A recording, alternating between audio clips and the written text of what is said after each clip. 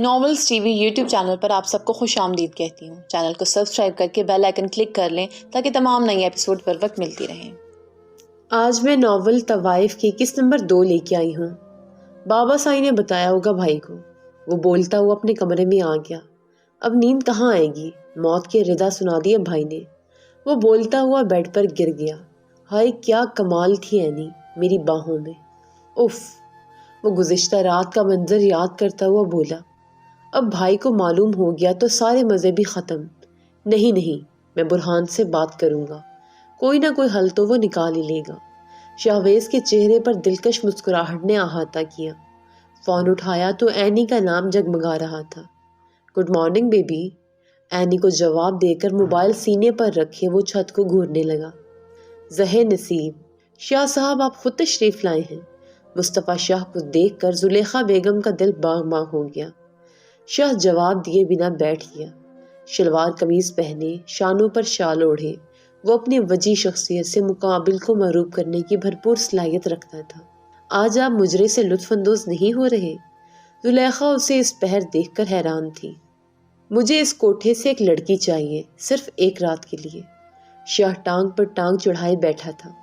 حکم کرے حضور، بھلا یہ ناچیز آپ کو کیسے انکار کر سکتی ہے؟ زلیخا کا چہرہ کھل اٹھا۔ اس کا خیال تھا کہ شاہ رانی کے متعلق کہہ رہا ہوگا۔ مہر ماہ، شاہ اس کی آنکھوں میں دیکھتا ہوا بولا۔ زلیخا کی خوشیوں پر اوس پڑ گئی، چہرے پر فکر نمایاں تھی۔ شاہ صاحب، آپ کو انکار کرنے کا سوچ بھی نہیں سکتی، لیکن آپ بخوبی واقف ہیں، مہر صرف رقص کرتی ہے۔ وہ سنبھل کر بولی، میں نے بتایا ہے، پوچھا نہیں۔ چاہیے تو مطلب چاہیے۔ شاہ زور دے کر بولا، یہ کیسی مصیبت آن پڑی ہے، نہ اگل سکتی ہوں نہ نگل سکتی ہوں۔ زلیخا شاہ کو دیکھتی ہوئی سوچنے لگی۔ شاہ صاحب، مہر کے علاوہ جس لڑکی پر ہاتھ رکھیں گے وہ آپ کی، لیکن مہر کا ممکن نہیں۔ میں نے زبان دی ہے اسے، وہ یہ کام نہیں کرنا چاہتی، آپ سمجھ سکتے ہیں۔ زلیخا سے جو بات بنی اس کی گوش گزار کر دی۔ 2 دن کا وقت دے رہا ہوں، تیسرے دن مہر کو لینے آؤں گا میں۔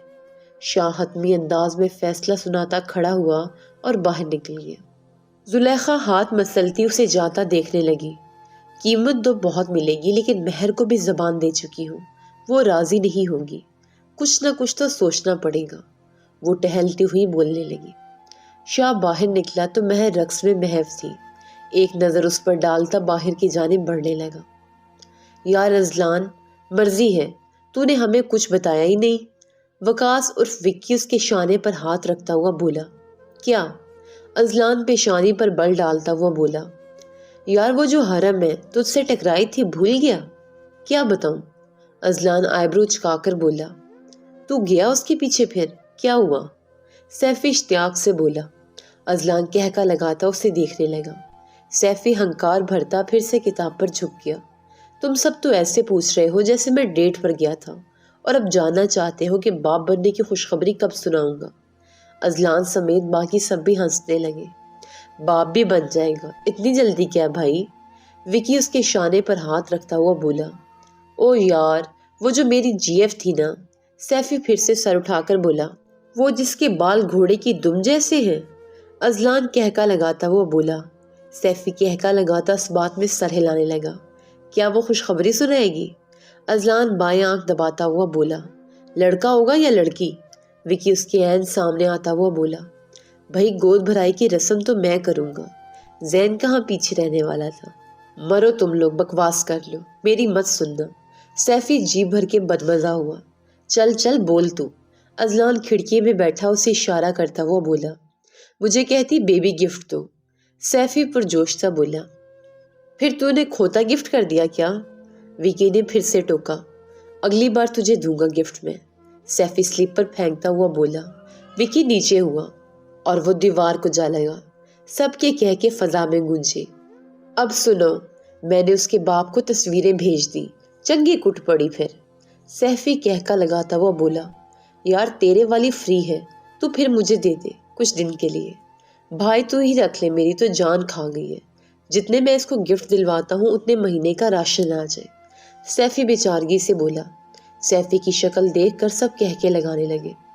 وکی تجھے میں نے کوئی کام بولا تھا؟ ازلان فون سے نظریں ہٹاتا سنجیدگی سے بولا، یار زناش گھر گئی ہے، اس کی امی کی طبیعت ٹھیک نہیں ہے، اب وہ واپس آئے گی تو تیری بات بنے گی۔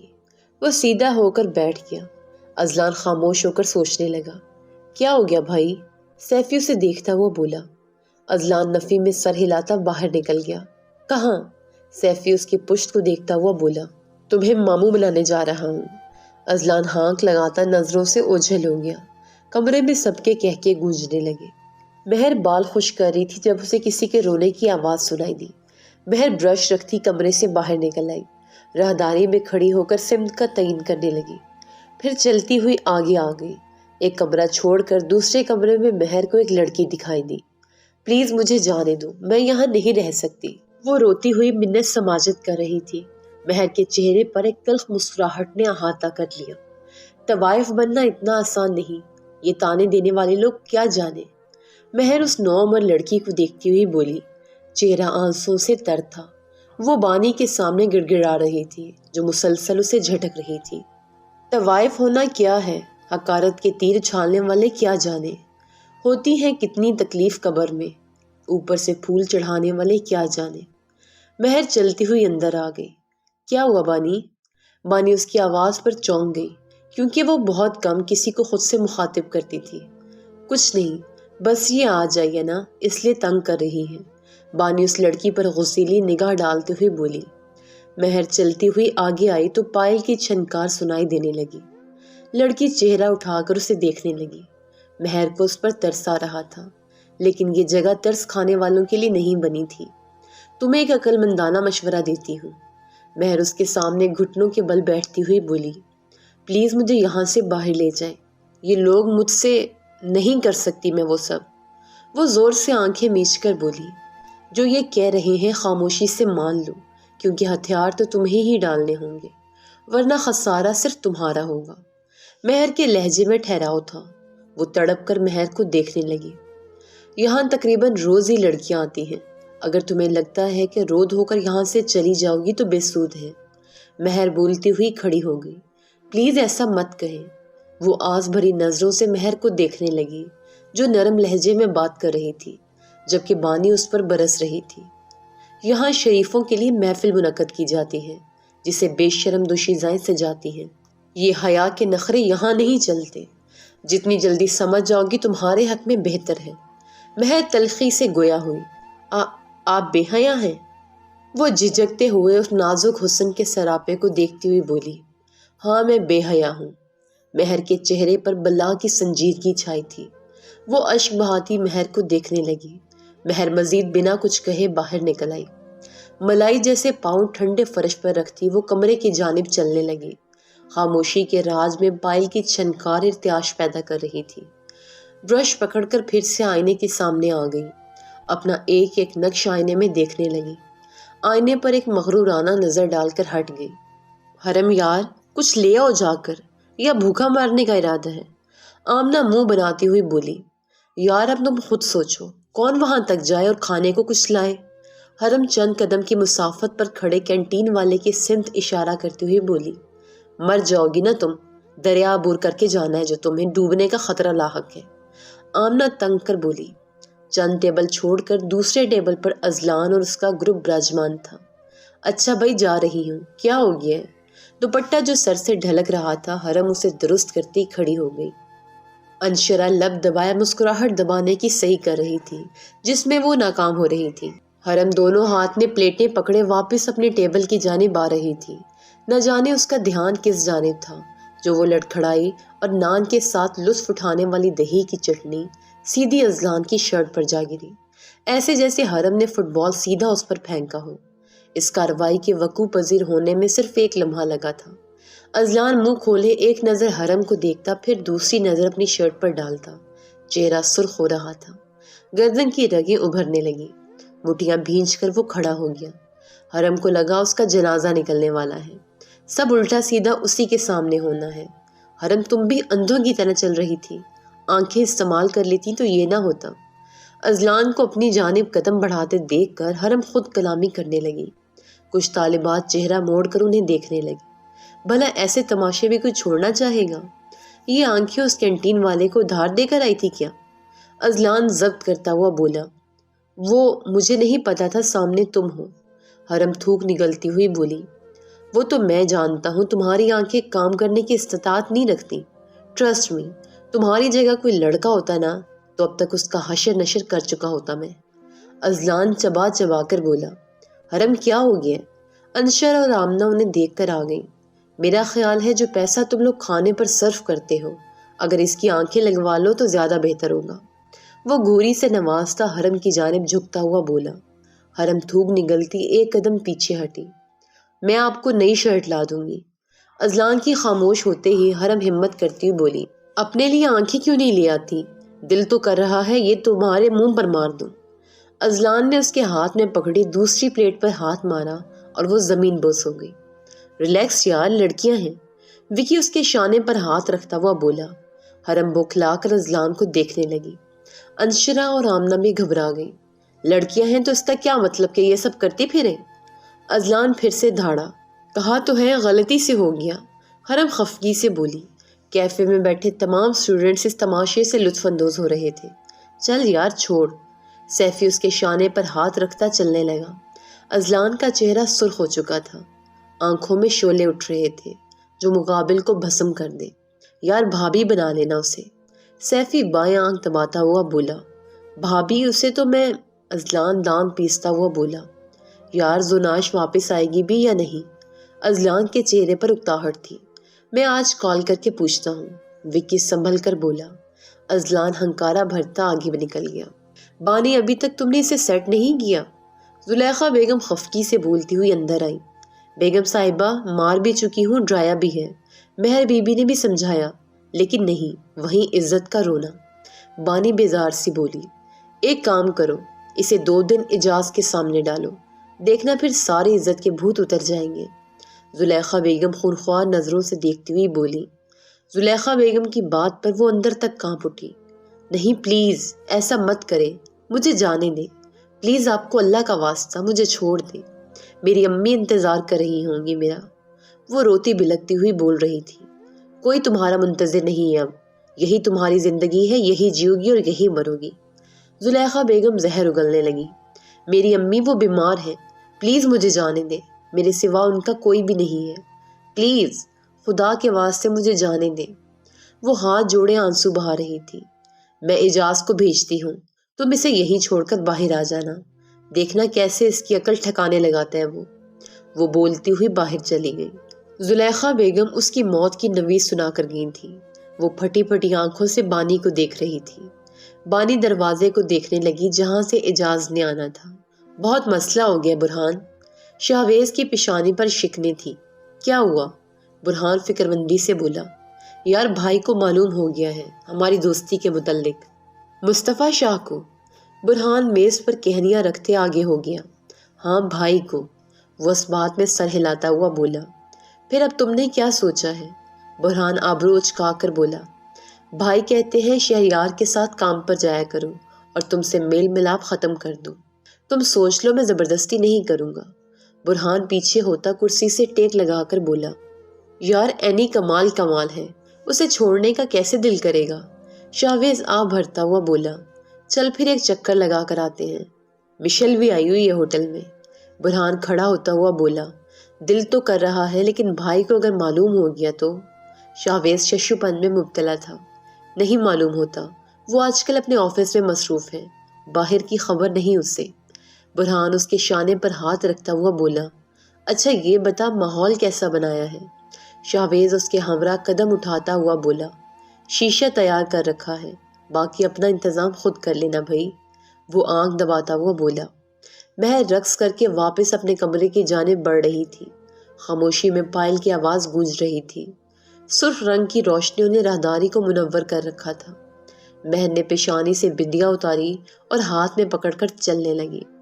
خاموشی میں کسی کی سسکیاں سنائی دے رہی تھیں۔ مہر کی پیشانی پر بل پڑ گئے۔ ایک لمحہ لگا تھا اسے سمجھنے میں، یہ یقیناً وہی لڑکی ہوگی۔ مہر بولتی ہوئی آگے چلنے لگی۔ دروازہ بند تھا۔ مہر نے ہاتھ رکھا تو وہ کھلتا چلا گیا۔ سامنے وسط میں پڑے بستر کے بائیں جانب وہ لڑکی سر گھٹنوں میں رکھے سسک رہی تھی۔ اس کی ابتر حالت اس بات کا ثبوت تھی کہ جاز یہاں سے جا چکا ہے۔ مہر چلتی ہوئی اس کے پاس آ گئی۔ پائل کی چاپ پر اس نے سر اٹھا کر مہر کو دیکھا۔ سرخ آنکھیں، آنسوں سے تر چہرہ، تکلیف چہرے سے عیاں تھی۔ مہر کو اس پر ترس آ رہا تھا۔ آستین پھٹی ہوئی تھی۔ وہ کرب سے مہر کو دیکھ رہی تھی۔ تمہیں کہا تھا ان کی بات مان لو۔ مہر کے لہجے میں ٹھہراؤ تھا۔ انہوں نے میری زندگی تباہ کر دی۔ میں کسی کو منہ دکھانے کے قابل نہیں رہی۔ اس نے روتے ہوئے چہرہ پھر سے گھٹنوں پر گرا لیا۔ یہ جگہ جہنم ہے، یہاں سے کوئی بھی صحیح سلامت نہیں نکل سکتا۔ مہر کے لہجے میں چوٹ تھی۔ میری امی کو میری ضرورت ہے، وہ بیمار ہے، پلیز مجھے یہاں سے نکلوا دیں۔ مہر استہزائیہ ہنسی۔ یہاں سے نکلنے کی خواہش دل سے نکال دو۔ اگر ہم جیسے لوگ ان عزت دار لوگوں کے لیے تفریح کا سامان فراہم نہیں کریں گے تو یہ لوگ کیسے زندہ رہیں گے؟ مجھے کیوں سزا دی جا رہی ہے؟ وہ تڑپ کر بولی۔ سزا تو شاید یہاں سب کو ہی مل رہی ہے، اور قصوروار وہ لوگ ہیں جو یہاں آتے ہیں، کیونکہ اگر یہ امیر طبقہ یہاں نہ آئے تو میرا نہیں خیال کوئی کوٹھا باقی رہے گا۔ مہر تلخی سے بولی۔ وہ دھیمی آواز میں کچھ بڑبڑا رہی تھی، لیکن مہر سنی انسنی کرتی باہر کی جانب قدم بڑھانے لگی۔ مہر شہادت کی انگلی سے آنکھ صاف کرنے لگی۔ شاید کچھ چلا گیا تھا آنکھ میں۔ آج شاہ صاحب نہیں آئے؟ زلیخا بیگم فکر مندی سے بولی۔ تو باقی جو دنیا بیٹھی تھی وہ کس گنتی میں نہیں تھی؟ مجھے فرق نہیں پڑتا وہ شاہ آتا ہے یا نہیں۔ مہر لاپرواہی سے بولی۔ جانتی ہو نا، سب سے زیادہ شاہ صاحب ہی ہمارا خیال کرتے ہیں، اور وہی ناراض ہو گئے۔ زلیخا بیگم خفگی سے بولی۔ مجھے ایسے کیوں دیکھ رہی ہیں؟ مہر ماں زلیخا بیگم کی خفا خفا نگاہیں خود پر محسوس کرتی ہوئی بولی۔ میں نے ناراض نہیں کیا آپ کے شاہ کو، وہ تنگ کر بولی۔ زلیخا بیگم سر جھٹک کر دوسری جانب دیکھنے لگی۔ مہر ماں لاپرواہ سی بنی بیٹھی رہی۔ مہر، ہماری بات مانو تو تم، اگر آپ نے مجھ سے کوئی فضول نوعیت کا مطالبہ کیا تو اپنا اور میرا معاہدہ یاد کر لیں، اور اگر بھول گیا ہے تو میں یاد کروا دیتی ہوں۔ زلیخا بیگم کی بات مکمل ہونے سے قبل مہر پھٹ پڑی۔ مہر، ہماری نرمی کا تم ناجائز فائدہ مت اٹھاؤ، وہ پیشانی پر بل ڈالتی ہوئی بولی۔ آپ بھی ہماری خاموشی کا ناجائز فائدہ مت اٹھائیں۔ وہ زلیخا بیگم کی آنکھوں میں آنکھیں ڈالے ترکی بترکی بولی۔ زلیخا بیگم ضبط کرتی خاموش ہو گئی۔ اگر مزید بحث کرتی تو بات بگڑ جاتی، اور یہی مچھلی تو پورے سمندر کی رونق تھی، اسے کیسے اپنا مخالف بنا لیتی۔ زلیخا بیگم کشمکش میں مبتلا تھی۔ مہر سونے کی تیاری کر رہی تھی اور اب بیزار سے زلیخا بیگم کو دیکھنے لگی، مانو اس کے آرام میں خلل پیدا کیا ہو اور اب باہر جانے کا بول رہی ہو۔ زلیخا بیگم اس کی نگاہوں کا مفہوم سمجھ کر کھڑی ہو گئی اور گرارہ سنبھالتی دروازے کی جانب چلنے لگی۔ مہر کا چہرہ سرخ ہو رہا تھا، ہاتھ کو مٹھی کی شکل میں زور سے بند کر رکھا تھا، اتنی طاقت سے کہ اس کی ہتھیلی پر ناخنوں کے نشان سخت ہو گئے۔ تماشا سمجھ رکھا ہے، مجرے سے دل نہیں بھرتا، اب یہ کام بھی مجھ سے کروانا چاہتے ہیں۔ میں بھی دیکھتی ہوں یہاں کون میری مرضی کے خلاف چلتا ہے۔ وہ ہنکار بھرتی صوفے بیڈ سے اٹھتی، چلتی ہوئی دروازے کے پاس آئی اور زور سے دروازہ بند کر دیا۔ آج تو کیوں نہیں آیا؟ عدیل سگریٹ کا کش لیتا ہوا بولا۔ بس کچھ مانگ رکھی ہے، اور اگر وہ پوری کر دیں تو وہاں کا رخ بھی کر لوں گا۔ شاہ لبوں سے سرمئی دھواں اڑاتا ہوا بولا۔ سیاہ اندھیری رات میں وہ دونوں چھت پر بیٹھے سگریٹ پھونک رہے تھے۔ مہتاب آج فلک پر دکھائی نہیں دے رہا تھا، شاید وہ بھی خفا تھا جیسے شاہ خفا تھا۔ چاروں سمت خاموشی کا راج تھا، ایسے میں ان کی دھیمی آوازیں اس خاموشی میں ارتعاش پیدا کرتی۔ آس پاس درخت اس وقت سیاہ دکھائی دے رہے تھے۔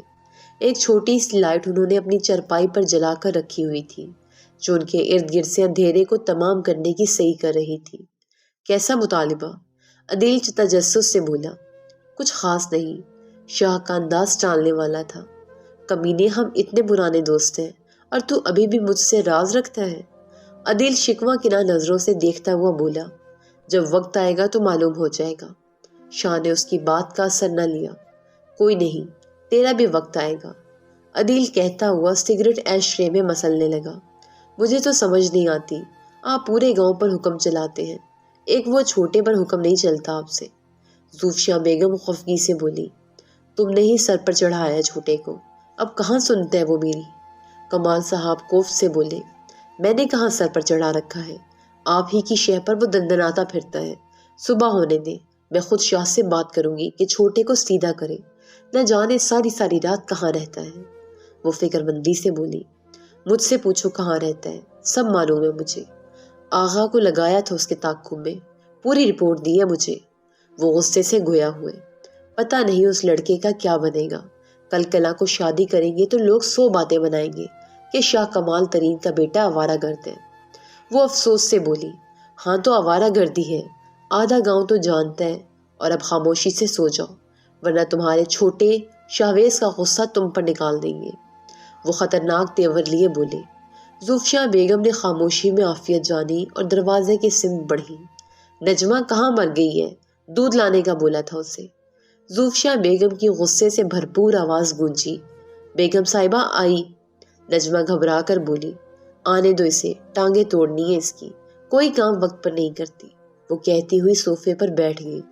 کمال صاحب چشمہ لگائے حساب کتاب دیکھنے لگے۔